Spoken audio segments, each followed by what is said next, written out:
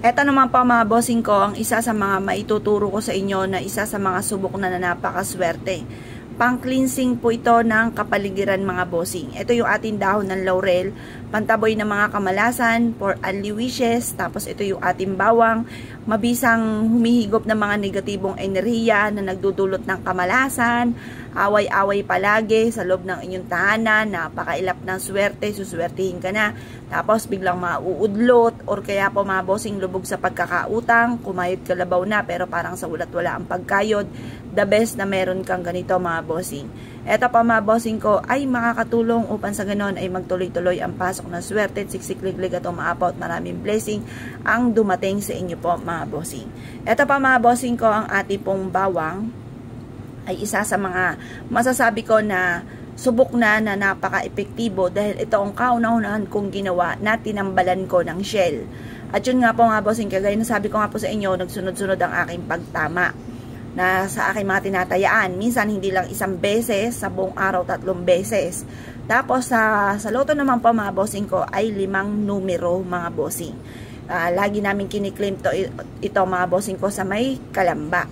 At yun nga po mga bossing ko, hindi ako makapaniwala kung dati-dati mga bossing ay hindi man ako manalo-nalo, ay yun nga po, nagsunod-sunod ang pagtama. At pagdating sa usapin ng mga ripa mga bossing, nakakaranas din ako mga bossing ko na halos mapuno ang aming kusina sa timba-timba or batya-batya na grocery mga bossing. Yung mga ganyan, sinuswerte mga bossing. Ngayon pa mga bossing, nakaisip din ako na ako po ay mag-video noong January 2, 2019 mga bossing. At hindi rin ako makapaniwala sa mga blessing na dumating na may mga nag-subscribe sa akin mga bossing at nanood. Na dati-dati ay wala dahil napakarami ko ng channel na ginawa, pero wala man lamang pong nagsusubscribe at nanonood sa akin mga bossing. Pero masabi ko lamang nang gumawa ako ng mga pampaswerte, hindi naman ako makapaniwala sa mga blessing na dumating. Na dati-dati tinitignan-tignan ko lang ang mga pampaswerte at lagi ko sinasabi magkakaroon din ako ng ganyan. Abay hindi rin ako makapaniwala dahil nagkaroon din ako ng mismo pantindahan mga bossing. Dahil mahilig talaga ako sa mga pampaswerte, dumami na sila ng dumami mga bossing.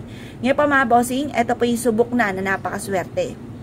Ngayon, ang gawin nyo lamang, humanap ka sa gawing silangan at hawak nyo ang 2 sangkap na ito na bawang at ganoon din ang dahon ng laurel. Tapos mag-wish po kayo. Sabihin nyo po sa pamamagitan ng aking sipag at tiyaga. Kapag gumawa ka ng mga pampaswerte, lalo mong sisipagan. Tiyaga-tiyaga lang. Wala naman pong nagtrabaho ka ngayon, mamayang gabi, mayaman ka na. Wala pong ganun. Yan po ay pinagtatrabahuhan talaga at kailangan magtsatsaga ka. Pag ikay naging mainipin, hindi mo pa nakakamit ang inyo po mga pinapangarap, ibig sabihin, talo ka sa buhay.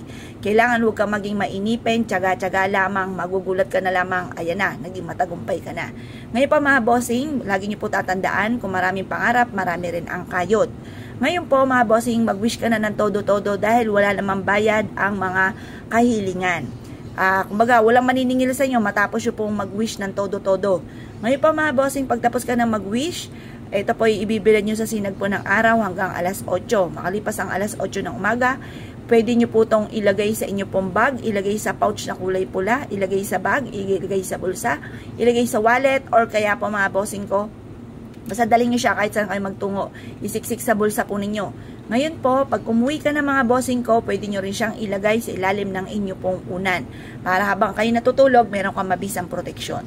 Kung kayo po naniwala at naisyo po itong gawin, subukan nyo na po ito, proven po ito na napakaswerte. Ngayon po mga bossing, kung kayo po isa sa mga gagawa ng ganitong mga pamamaraan, ay siya mga bossing, good luck po sa inyo po lahat.